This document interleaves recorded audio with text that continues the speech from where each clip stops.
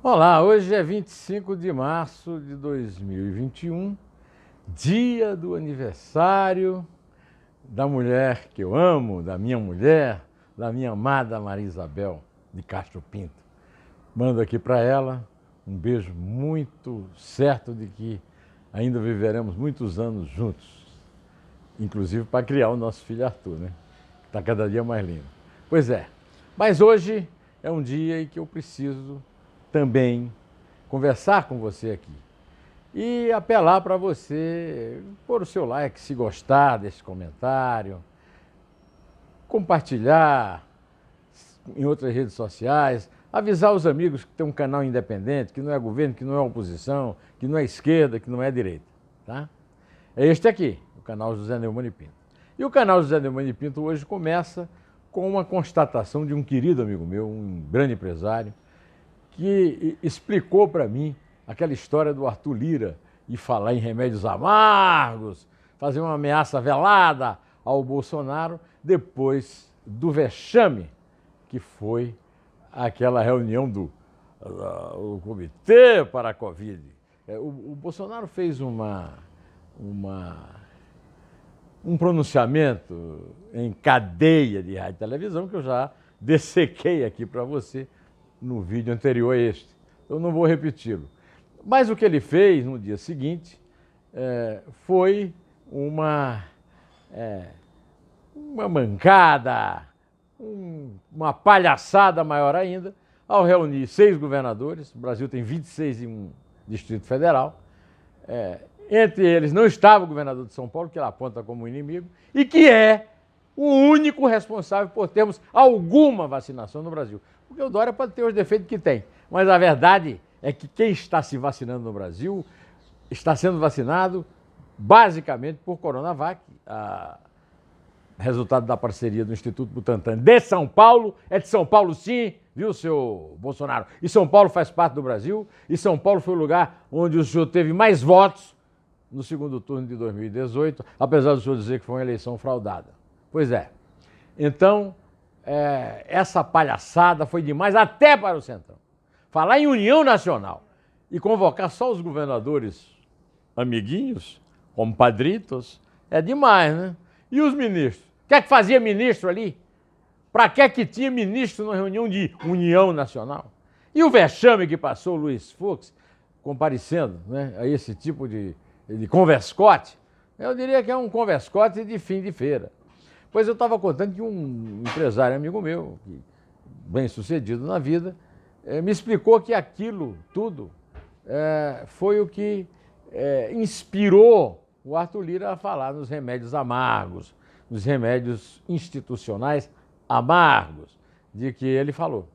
Mas eu acho também que influiu uma coisa muito indecente, que foi o discurso do general Eduardo Pazuello, que eu chamo de pesadelo, que é o general da ativa, que nunca chegará a general de exército, porque é o intendente, e o intendente incompetente, que ainda diz por aí que é especialista em logística, não sabe nem o que significa a palavra, aposto que não tem nenhum dicionário em casa para consultar, nenhum computador ligado no dicionário para dizer para ele qual é o sentido da palavra logística. Pois é, fazer um discurso de despedida dos funcionários para dizer que estava caindo porque políticos da velha política, ou seja, do Centrão, né, foram até ele para negociar um pichulecozinho, sem dizer o nome do político, sem dizer o que era pichuleco, sem dizer de quanto era o pichuleco. Quer dizer, é uma coisa tipicamente do Bolsonaro. Não foi o Bolsonaro quem escreveu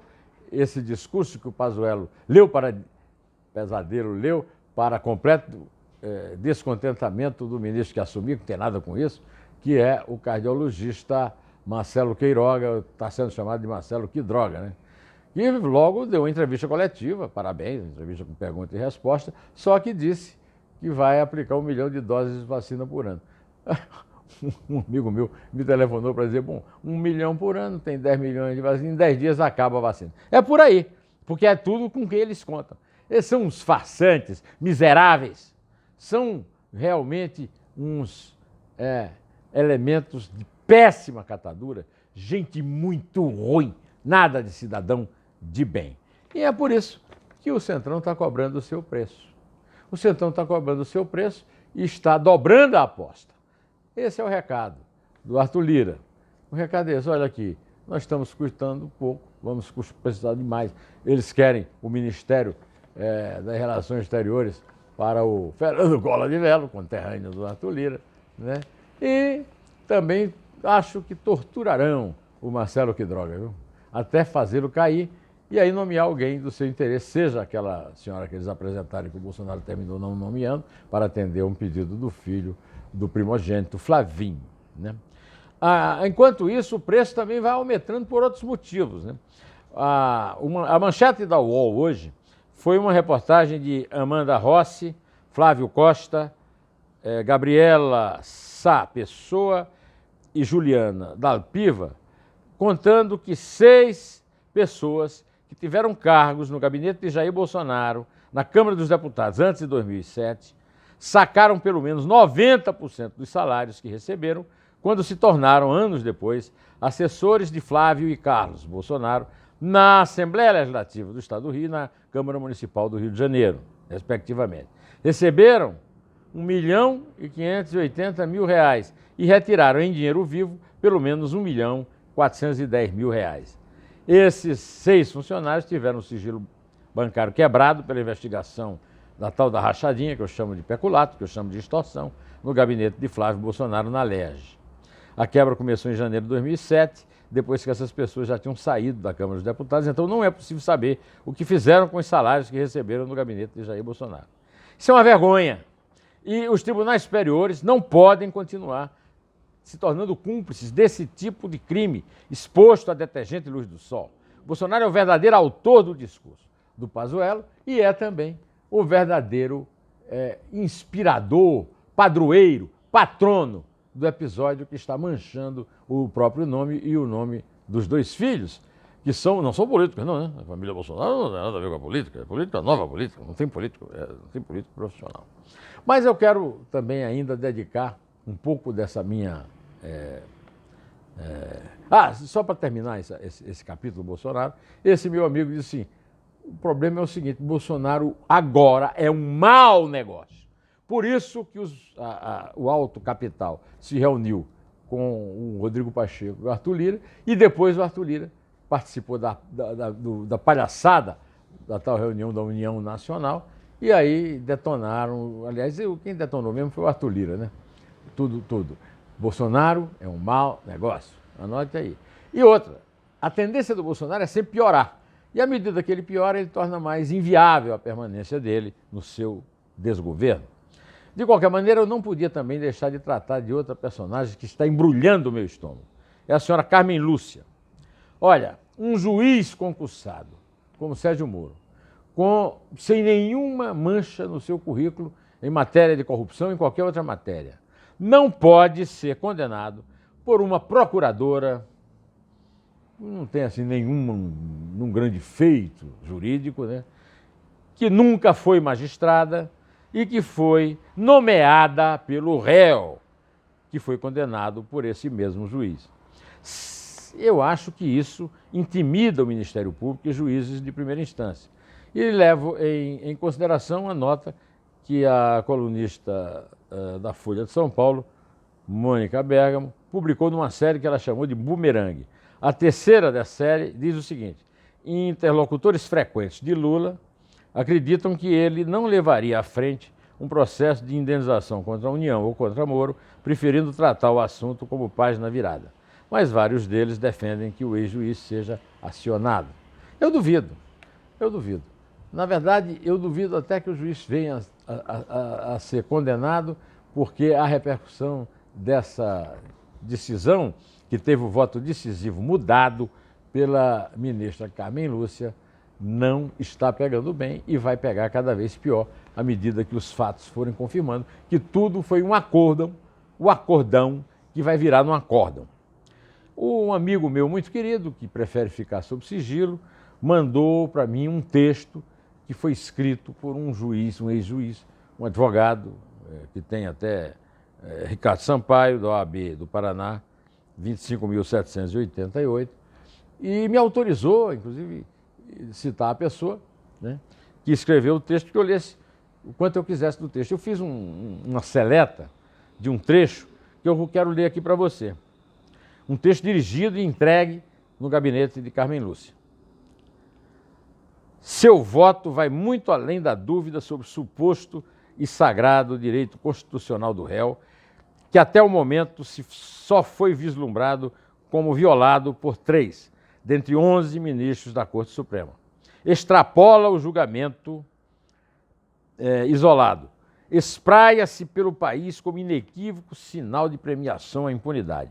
Promove o desalento entre nosso sofrido povo, que voltará a acreditar que cedo ou tarde o excelso STF faz tábula rasa de detalhada instrução processual e se apega a derradeiros pedúnculos e a contorcionismos de linguagem, desprezando a inteligência e a imparcialidade de todos os magistrados que antes trabalham no feito em 3 instâncias inferiores.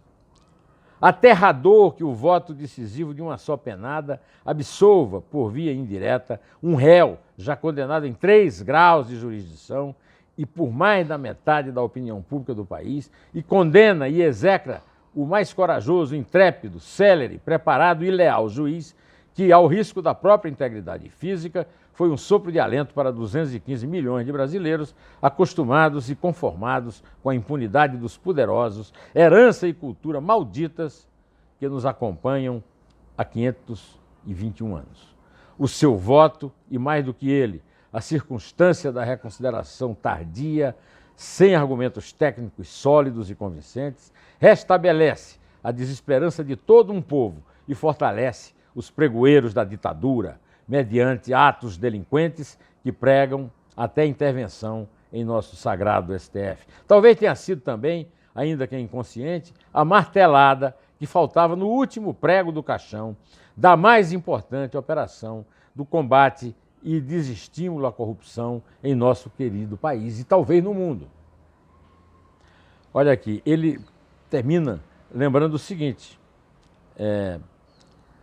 talvez um dia a senhora ministra haverá de se aposentar por ato próprio ou disposição constitucional. Quando e se retornar a seu berço natal, em Montes Claros, Minas Gerais, terá de conviver com o julgamento inexorável da história.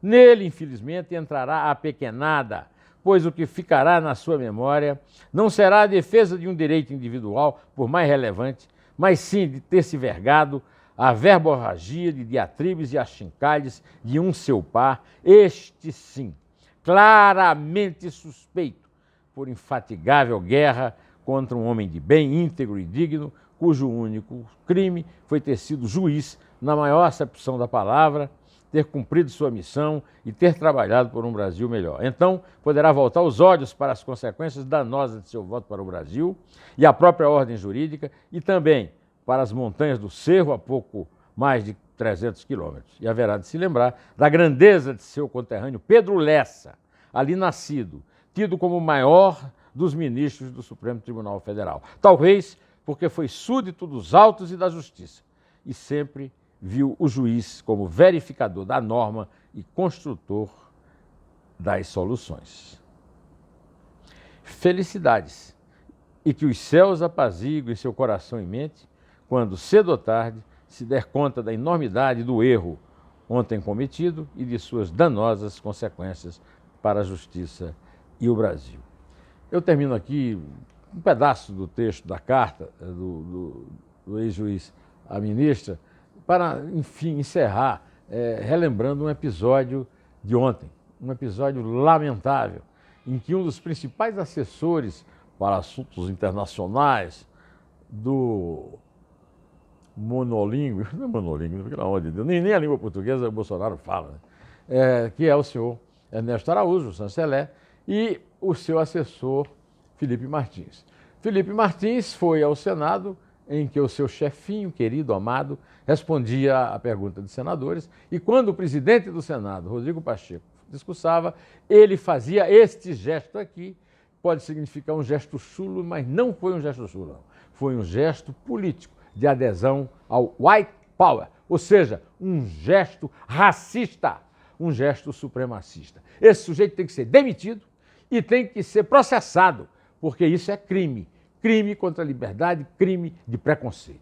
E eu encerro aqui este meu vídeo, prometendo a você voltar na segunda-feira para mais um vídeo assim, mas antes eu vou fazer uma entrevista com o jornalista e professor Carlos Alberto de Franco e também com o meu amigo, o grande jurista, o professor da Faculdade de Direito, Modesto Carvalhosa. Duas entrevistas diferentes, que serão publicadas em forma quase simultânea, mas que terão motivo para que você veja as duas e compare e comente, tá? Direto ao assunto. Em pé, só a verdade salvará as nossas vidas.